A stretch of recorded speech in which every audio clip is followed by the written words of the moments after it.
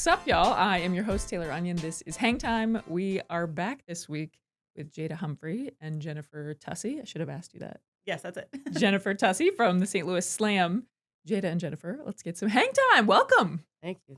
Very excited to have y'all both here. So let's start really by talking about the Slam. St. Louis Slam is the women's professional football team that's here in St. Louis, fresh off a 6th national championship. Did I read that correctly? Yes. Yep. Very exciting. So I want to start by just having you both share your positions. How'd you get involved with the team? And maybe what drew you to play football to begin with?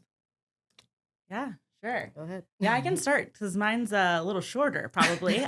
This is my first season with the Slam. I have been a football fan my whole life, watched it forever, and then actually watched the team in the prior year win the championship. So the quarterback works for the same hospital that I work for.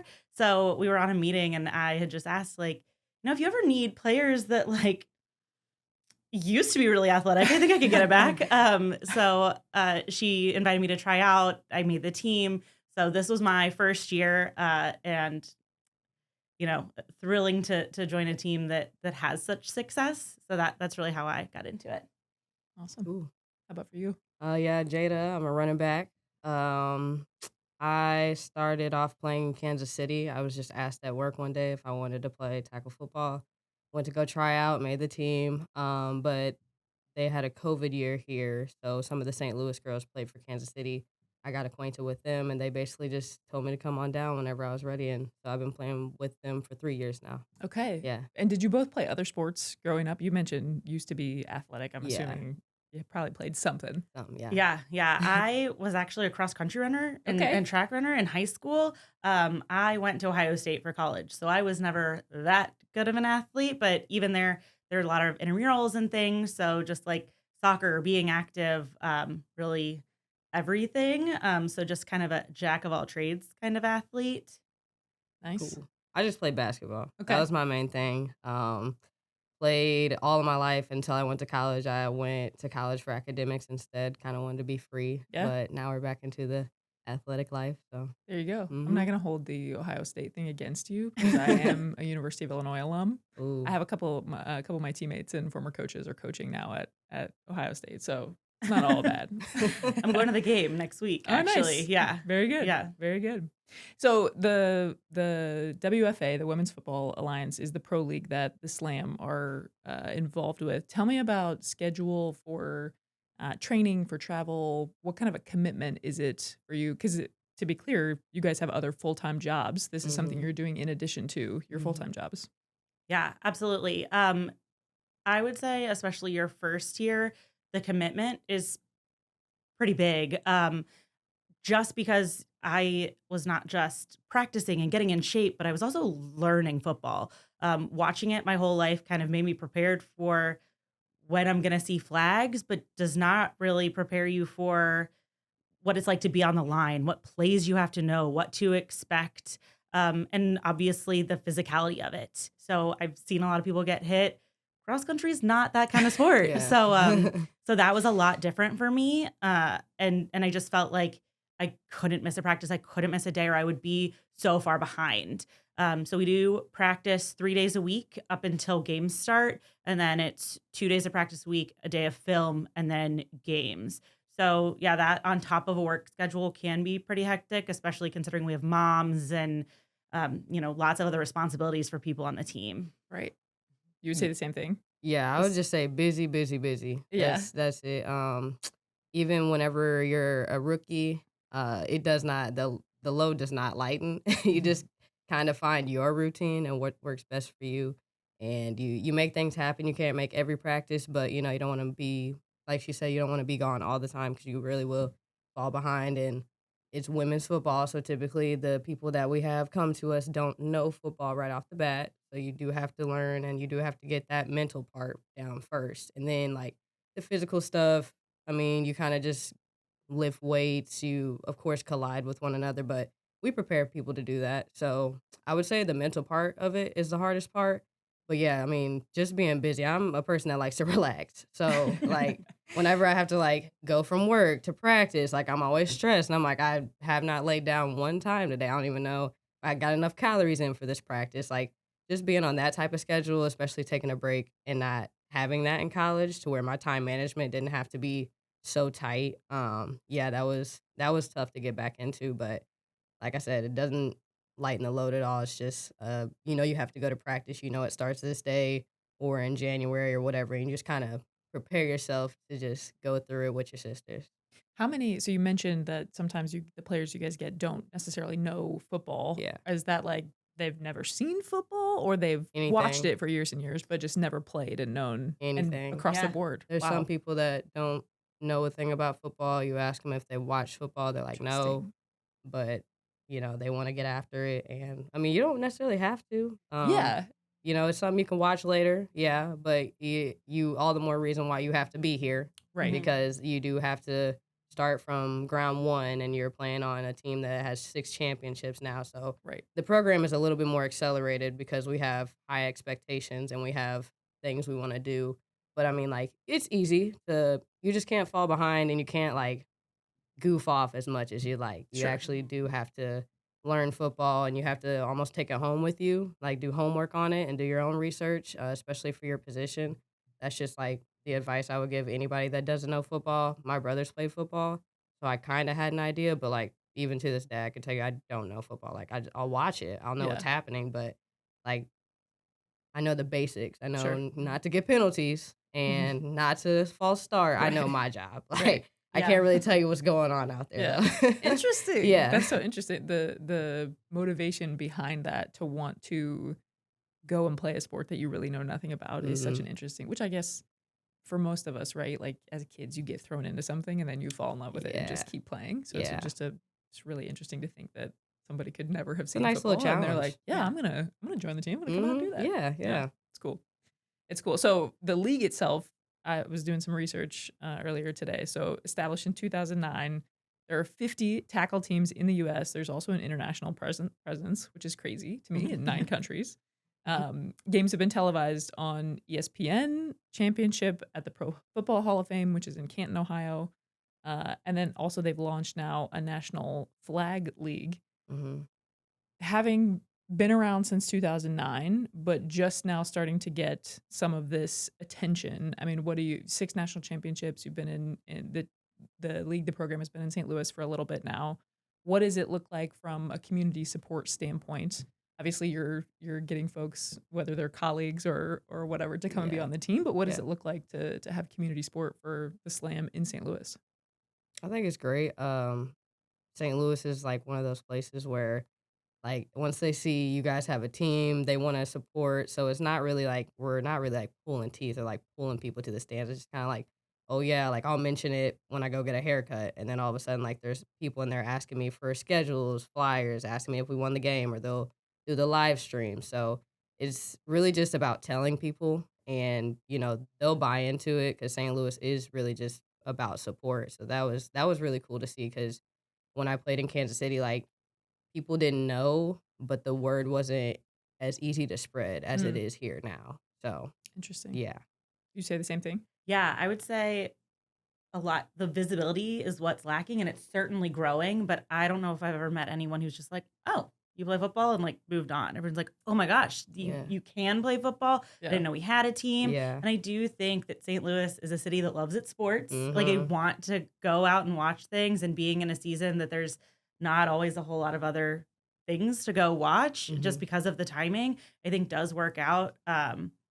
We get a lot of fans because of that, but I do think the more people that find out about us, the more it does grow because that's kind of just what's lacking. It's not, incredibly well funded. There's not, billboards about it. But I think the more people that find out, the more excited they get about it, especially when they realize how good we are. Yeah. Right. And it's Yeah. football, Yeah. and it's Yeah. football, like, year round because you Mhm. got our season, then the guys play, and you have the NFL, the high schools, the colleges, but we're in that off season to where they're still wanting to watch football, and, like, we will give them good football. Right. Yeah. So the championship was played in July. Your season Mhm. starts at what point? Like, I mean, it really never stops, but, like, Right. officially, Right. like, January, Yeah, I So would you start say. playing games in January. No, we start playing games, like, end of April, beginning of May Training typically, starts in but Jan okay. yeah, yeah, Yeah. we'll Okay. get actually to where we're doing the team stuff and practicing officially in Gotcha. January. Yeah, it Got felt you. like we had a solid week without any football because we had our championship and Mhm. then NFL preseason started a week later. Yep. So it's only a week without any football. And then I would say time without team events was maybe 4 weeks. Because then we start back recruiting. We Mhm. have tryouts that actually started earlier this month. So we do have like kind of a month off to that I do think you need for like recovery for your body. Sure. But then you jump back in. We might not be practicing 3 days a week together, but we do have that mindset of make sure we're still talking about it. Make sure we still have people who want to try out and have those opportunities Mhm. because the more tryouts you can make it to, the more you understand kind of what you're getting yourself into as well. So that's really important. So I think that the time off is pretty minimal, actually. Yeah. Yeah. Yeah. St. Louis has such an appetite for sports, hmm Yeah. of course, in Yeah. general. There's Yeah. several major teams and franchises that are here. Mhm. But specifically the new sports, like I don't know if surprised is the right word, but when the announcement was made that that city now we're going to hmm be here, the MLS team was going to be coming here and had been awarded a franchise. Yeah. I thought, gosh, I don't, in the Midwest is how's soccer going to do? And Yeah. Yeah. they Yeah. of course have teams in Chicago and other places as well, but Right. the again appetite and how quickly things sold out, and I feel like it's the same. You've seen a few people talk, Jason Tatum and a few other people talking about getting a WNBA team to St. hmm Louis and some of these other Yeah. things. Like there's such an appetite for women's professional That'd be really sports good, here. actually. Yeah. Yeah, like Would WNBA love team? it. sign me Yeah. up, right? Yeah. For Yeah. sure. So it's interesting that your mention of like I don't think I've ever met anybody who's just like, oh, you play football and then moved on. Like Yeah. Yeah. people want to know Right. more about it. Two follow up questions on that stuff. Number one, you mentioned recruiting starts up. So how does that process? Obviously, you guys do the tryouts, but is it truly just word of mouth? Are you looking at athletes from local colleges? Like, what does it look like for you guys? Word of mouth is probably our most popular Mhm. venue. Social media has actually been really helpful. I think last year a good amount of people joined because they saw us on TikTok. Yeah. Um, Nice. Honestly, being on ESPN helps. Yes. I feel like I had friends across the country that were like, I was at a bar, it was on. So that definitely helps. But a lot of it is, having events. We show up at community events like the trap run, we were there, or other kind of like fitness focused events. Mhm. I think targeting people fresh out of college is a great idea. Collegiate athletes that now have to kind of transition to a different phase of their life, but still want that competitive aspect, I think is great. I found out a little later, and wish I would have known when I had those fresh 20-year-old bones. But Yeah. it's a lot of word of mouth and just like showing up and getting out there. Even as simple as like wearing our slam gear when we're out so people know. Mhm. I think keeping it simple, but spreading the word when we can. Yeah. And then when you guys are in season and playing your games, you play where locally? Like where's the home stadium? Typically St. Mary's High School. Okay. Yeah, sometimes we have, like, conflicts with the field, so it'll be at a different high school, but it's typically, like, a high school in the city that has the field available, Okay. but it's mostly at St. Mary's. Okay. Very good. Yeah. I also saw online that technically the organization is categorized as a 501(c)(3) as a nonprofit. So there's a big focus on what you guys are doing in the community as well. Mhm. Most pro organizations we know are not Right. nonprofits. They are Right. Yeah. for-profit Yeah. organizations. What has that looked like? I mean, what's the balance of community work and maybe even fundraising that you're doing or how you're pouring back into the community? What does that look like for the organization? Yeah, so we do have to kind of fundraise for our own travel. We obviously are looking for sponsorships always, and for that, but we also do give back. I know we usually have um, women's football camps that we'll put on for girls, and we've participated in some other community events. We did the St. Jude's Walk this year, and then Kalen Sanders uh, what came up, he went to Parkway, so he actually held an LGBTQ friendly football camp. That's right. So all genders, we participated in that. So just making sure that we're giving back when we can, and I think that that's a little bit contagious too. One of our players actually became a football coach for flag in Illinois, and has seen a lot of success there. So just getting kind of that empowerment out to young girls because we were not awarded that opportunity to play when we were young. Right. Giving that opportunity to others is really important to us. I have to give a shout out. This is the second podcast in a row. Julia can attest to this, that there's a shout out to somebody who is a Western Illinois University Leatherneck. So Colin Saunders played Oh, at yeah. Western Illinois Nice. football there, but a lot of people don't know that his brother is one of the most like prominent dancers Yeah, I did see So on that Taylor actually. Swift's Yeah. tour. Yeah. So he actually was at the football camp as Amazing. well. So there was, you could learn a dance from him and then learn football from like us and Colin. Yeah. Yeah. Amazing. Amazing. That's so cool. Yeah. I want to shift gears a little bit because I want to talk about this season and what it felt like to not only win a national championship, but to win a sixth national championship. As you think about, I guess, what this season looked like, was there any point, where you're like, okay, we're going to do it again for the sixth time? Like, what were the moments throughout this past season for you guys where you're thinking about, all right, this is going to happen? Mine would have been the year before that when we won. Okay. Honestly, like we didn't really have we came out pretty healthy in that game for the most part. We really didn't have a whole lot of major injuries that we didn't already expect. We had our safety go down during that game, unfortunately, but she was able to recover. She didn't get to play that game, but she was able to recover and was retiring. But we really didn't have a lot of people that were not returning that were typically the ones you would see on the field most. So just going back through that one, seeing them how hungry they were even after winning that championship title, how they weren't satisfied with 5. Mhm. That was my first ring ever, so I mean, I was like, "This is really cool," but yeah, I understand. Like, I definitely want more and more and more and more. So I thought we would do it again easily. We obviously face adversity during every season, but, we never got discouraged about it. We just kinda was like, "Well, it is what it is," and we still took care of business, so there really was no doubt in my mind that we would at least go back. It was just kinda like, who are we gonna play because it was gonna be somebody new to us. So we would definitely have to, like, change up our game plans. It couldn't do the same old stuff, and we're learning a new team, so it was just kinda like, what is that going to look like, and how can we perform? You would say the same thing for the moments? Well, I guess this is Yeah. your So it was my first year. right. So it was definitely a little different. I think, especially in that first game, realizing how good this team is. It's Yeah. different when you're watching it than when you're a part of it. Um, and then that drive is there, whether we're playing, you know, someone who we're not really worried about beating or someone who we consider, our rival.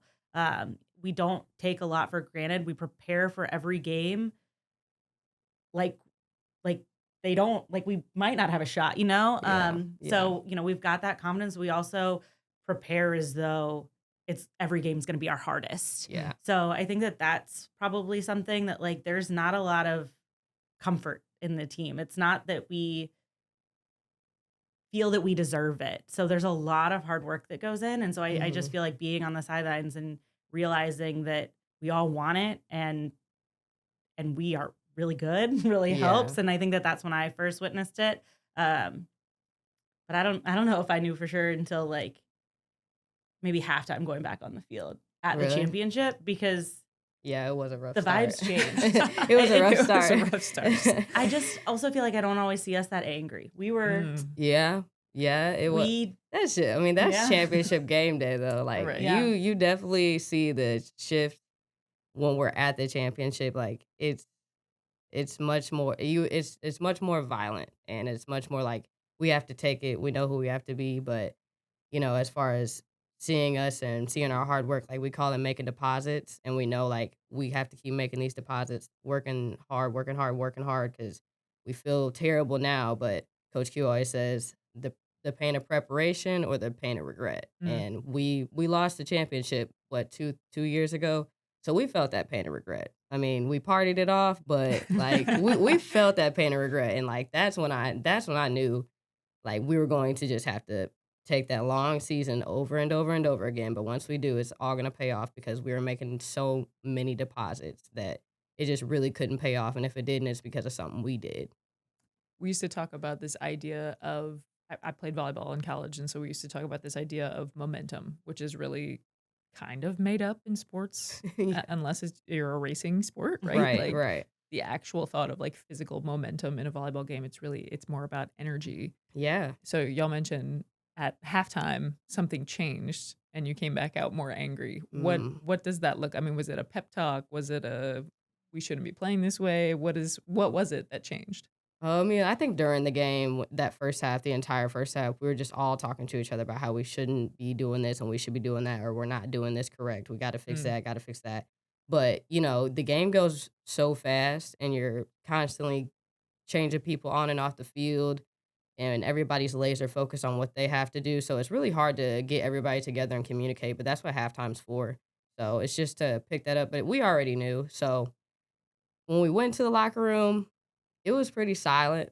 We was like sitting there. There were a couple people saying their motivational stuff like captains and stuff, making sure everybody's on the right page. But when Coach Q got in there, he was like, "We're gonna watch some film while we got this rain delay."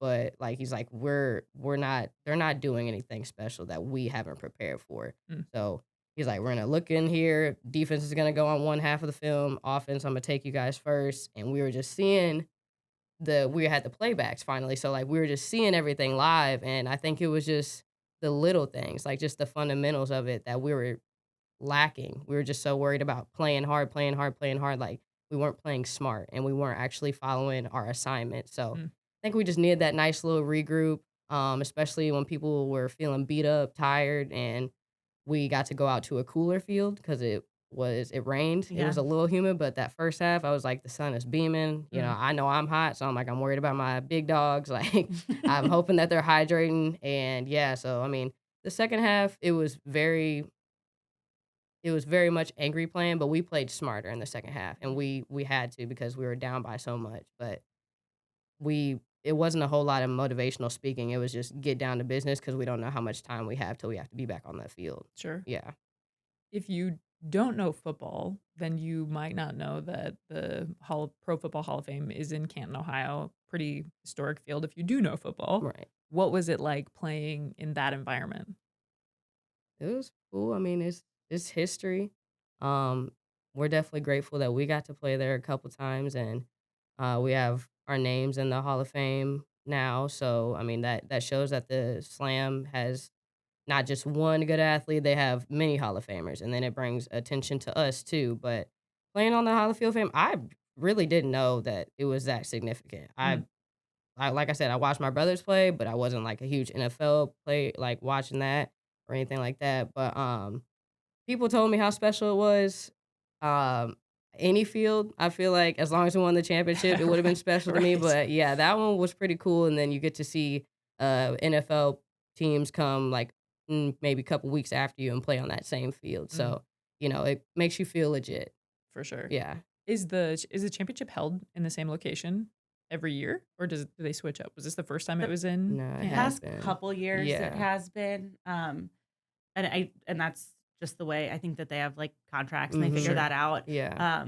But, as we said before, when we're here and most of the time when we travel, we're at high school fields. Yeah. So it was cool to see, something more legit that I Yeah. think we Yeah. deserve. Locker rooms were nice. Yeah, locker rooms are nice. That makes all the Yeah, difference it does. when And I you're on also the road. feel like I Definitely. have to say, Jada's jersey is now in the Football Hall of Fame. So, I find as Yeah, being the very cool. MVP of the game, that's obviously a great cherry on top of the day. Yeah. And then Just Carrie's was in there the year before, so okay.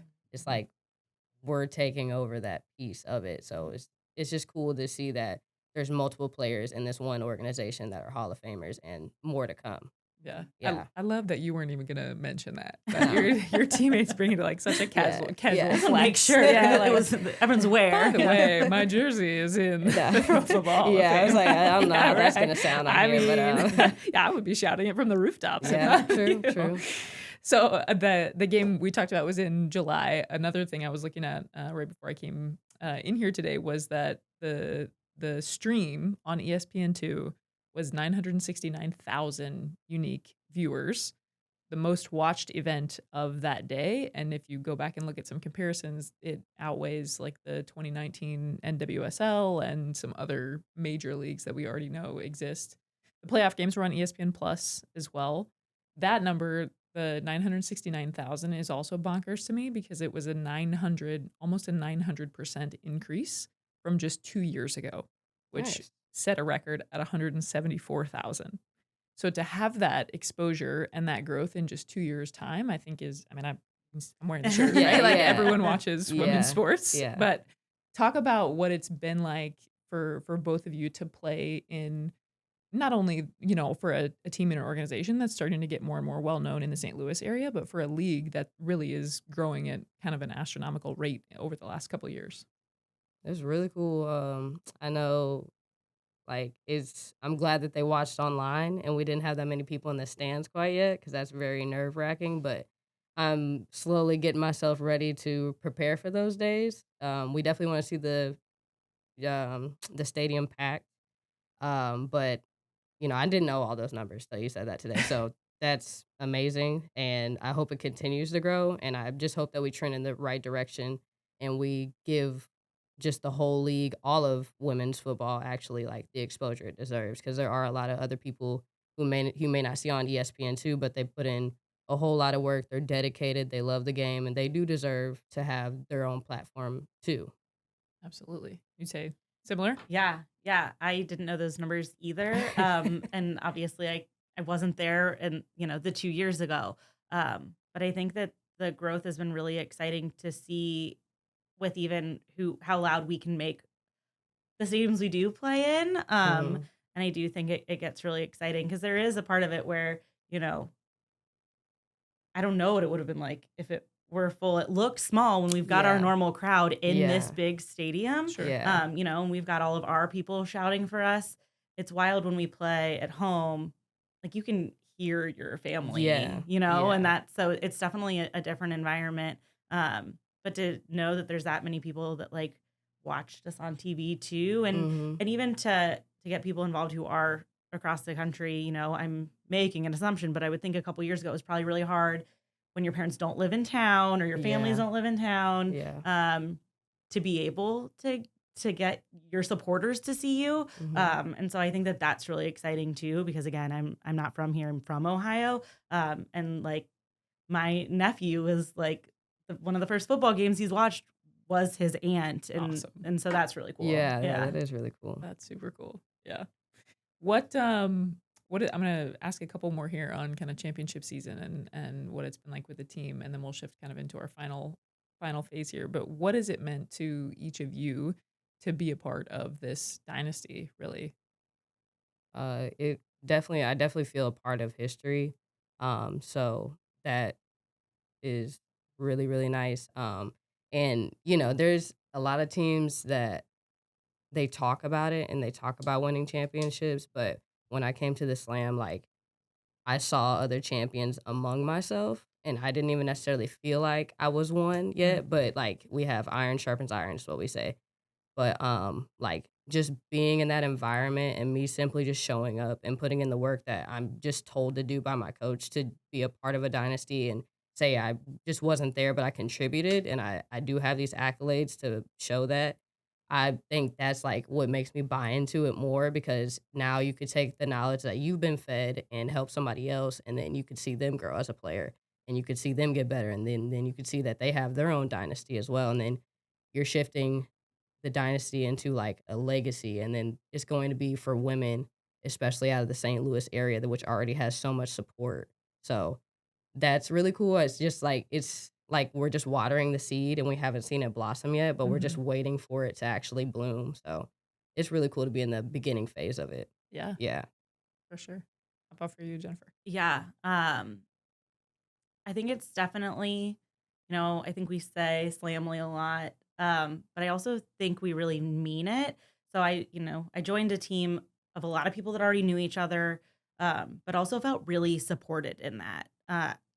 Again, we have full time jobs. If I had a rough day at work and was already kind of feeling beat up before the end of the day when I have to go put on pads and run in the heat, um, we're there to pick each other up. You Yeah, know, yeah, you could tell, like, when I'd had a bad day, someone would be like, you know, this is the time to work it out. You yeah. know, it's a lot of support that you wouldn't have had otherwise. And like, frankly, if I wasn't on this team, I would have gone home and probably watched 6 hours of TV to like numb my brain instead Right. of like having this community to help me work through those hard days. Mhm. And in the off season, I feel like that's continued. That like, you know, yeah, I think we're creating a legacy for the future of women's football, but we're also like building this community for ourselves because there's not a lot of other people that experience what we're going through. Right. You know, Mm. 50 teams is a lot and probably more than people expect. Mhm. But then comparing that to like the amount of women's football that's been played ever, it's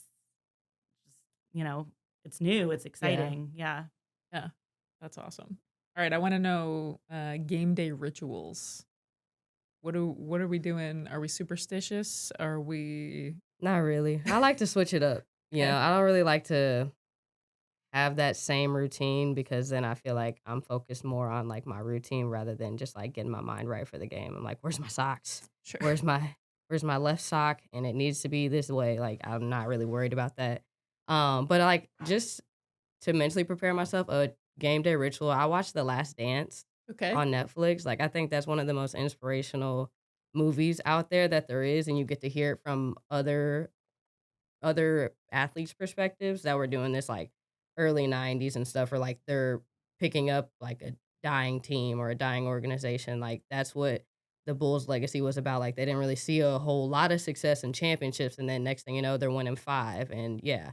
So I watched that a lot, especially just to make myself like, unnerve myself, I guess, just 'cause it's like somebody else is talking you through it, and they're letting you know, like, "Hey, I've been here before, I was tired, I didn't wanna do this, I didn't wanna do that," but then they tell you how they got over it. So you're like, "Oh, I can do that." Yeah, like, it's I would say that, other than that, I just have my typical violent playlist just so I'm ready to go out there and do what I gotta do. That was gonna be another so go to hype songs. Uh, What's on a violent playlist? oh, man. I mean, just a lot of Sada Baby. Okay. My main one would probably be 1, 2, 3 by Chief Keef. Okay. Yeah, that one always gets me going. I don't know why. I think it's just what they're doing in the background with the music, but whoever made that song, genius. They knew what they were Genius. doing. Yeah, they knew exactly. And Chief Keef delivered. Yeah. I love it. All right, Jennifer, Yeah. for you, game day rituals. Yeah. I don't think the team would be shocked to hear I listen to Beyonce before No. every game. I'm that girl specifically, like gets me in the right mindset. Mhm. And part by necessity, but I will listen to a couple Beyonce songs while French braiding my hair. That's like the way I bought my helmet, and it's the way it fits best. Yeah. So I wear two French braids, because you do kind of have to consider that too. Like I Yeah. can't wear a ponytail in this helmet. But that's really it for me. I got Yeah. my Beyonce and my braiding. Yeah, yeah. That's the go-to. Beyonce does Yeah. it. That's the go-to. This is okay. I have before we shift finally into the kind of wrap up phase, this is just a personal curiosity that I have. How do you train to take a hit? You get hit. Yeah. That's it. I mean, Are honestly, you like yeah. you're like building specific muscles? Like, what are you doing to protect yourself before you actually get hit? Because I'm assuming if I'm a new person and I'm coming out to join the team, like you're not just gonna. The first thing I do is not be tackled. No. Right. Yeah, Yeah. no. hopefully. We We don't definitely, even- yeah, no. Yeah. We definitely get people ready for that. Yeah. Okay. We don't even wear helmets for the first couple months. Yeah, Okay. we probably start actually hitting like late February. Okay. Mhm. Like that's February. We know it's gonna be like one of these days is hit day, and you Yeah. know, like it's just people out for blood, and they just like trying to scare the rookies and Mhm. stuff. But we absolutely do prepare you, and even on hit days, it's not like the most violent it will get is when we battle, and that's just when you stand across from somebody within like feet of each other, and you just collide, like, and you You you just have get to, used yeah, to you the like, feeling before. yeah, you just have to battle, and whoever like pushes somebody over past the line, Coach Q blows his whistle, and we're done. Like, and he teaches you about it first. Like, he'll make a bunch of veterans do it first, and then he won't put you up with the biggest, baddest veteran. Like, if you're a rookie, you will go with a rookie that's your size, your stature, and you know he coaches you up. We watch the film after our battles; they're embarrassing, but like that's the only way. So It's just a bunch of repetition, watching it on film. He's breaking it down to you, and you have to go out there and repeat it. And like we hit bags before we hit Mhm. people. Sometimes we'll have it to where we're both standing up and somebody's just kind of wrapping you up, and they're not necessarily taking you to the ground. The Okay. taking you to the ground part, we really don't do to each other because we're a women's football team. We have limited numbers, so we Sure. really don't want anybody to get taken out on a bad hit, and we don't have that person anymore. So we mainly hit bags or like moving objects, like they have equipment for that.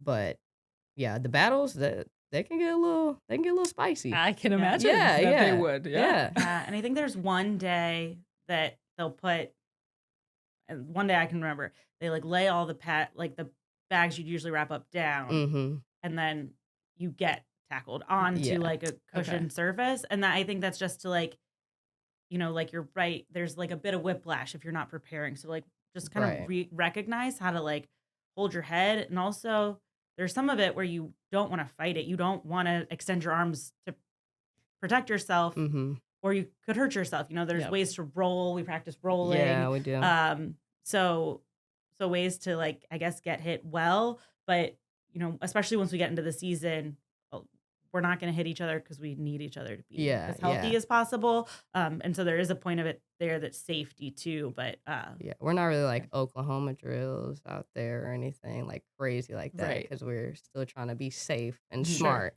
And yeah, not only are you a football player, but you're probably a mom. You got to go back to work. mhm, So Right. we don't want Yeah, to have ruin to your be able to life. yeah, function your Yeah, yeah. We don't everyday, want to yeah. ruin your life. But yeah, I mean, it's fun though. We love hit days. yeah. Everybody's excited for There's them. cheering on hit day. There is. There's a lot of cheer. There's a lot of Yeah, energy on hit days. That's why I love them. But, sometimes and even getting hit, it doesn't necessarily prepare you for the game though, because you play against other players that are maybe not taught the same as you or as your coach would teach you as about tackling. So sometimes you just gotta get your bell rung and be like, well, that's not gonna happen again. Like, Right. and yeah, figure out a way to protect yourself. And you have a helmet on, you have pads on and stuff, so it's not like you're taking all of the force, but you do have to be smart on if it's better to, like, collide with the force or run out of bounds. Right. Like Drop a mhm, or shoulder yeah, or yeah, yeah, yeah, yeah. something like that. So interesting. It is. I could spend another 30 minutes talking about just the Yeah, training, I think, yeah. but I'll move on. How would so we've talked about some of the growth for women's sports specifically, for women's football specifically. If you could wave a magic wand, if you had a crystal ball and it's 5, 10 years in the future, what would you like to see for women's sports and for women's football? What kind of growth in the next 5, 10 years? I would just like to see maybe, like, a little bit more equipment put into it, provided for us, less we have player fees, so, like, take those, like, less on the players, more on the organization or something, like, some way where we have sponsors that it's like, "Hey, you don't have to worry about coming out of $1,000 to get some basic equipment like helmet, pads, cleats, like, right there is probably $1,000." So, Right. then you have your player fees. Then you'll have, travel things, like, you'll try to find other people to stay in the hotel room with just so you could split it up and not have to pay a bigger price, so just those little small things would be nice, like, just covered travel, covered hotels, covered equipment, because even, like, healthcare and stuff, that's still on us, Right. and, I mean, I think the WFA does have, like, some type of healthcare if you don't have insurance or something like that, but I mean, I don't really know what that package looks like or what it actually covers, and it's insurance, so, I mean, it's gonna be difficult either way. Right. Yeah. Right. Yeah, so just less on the players, that way they can focus on being a football player, they're not so worried about spending money on a helmet, and then they gotta figure out, well, groceries and all this other stuff or gas money to get there because not I know I travel, like, 20 minutes to get to practice, but there's other people that travel, like, hour, 2 hours, like so they're burning a lot of gas, and Mhm. they're, burning a lot of calories, so they're gonna eat, and it's a hectic schedule, so just any way to make it easier on the player, really, I'm not gonna say, like, "Oh, pay us $10,000 or anything Sure. like yeah, that." I know that's a lot. I know that's a lot to ask, but would be nice. yeah. But, yeah, just, like, at least covering something to where Yep. it's not just on the individual always. Yeah, because even like gym memberships and physical therapy, like things that recovery, Mhm. those things just add up really quick, and it is all on the player. Yeah. I think I would love to see more people at our games. I would love to be out of a high school stadium. I think that those are Yeah. things that would be great, and I would love, some sort of funding for our players because, Mhm. the investment we put in is huge, and when you come to a game and you buy a ticket, that does, go back to help alleviate some of our costs, but it's an expensive sport to play. Yeah.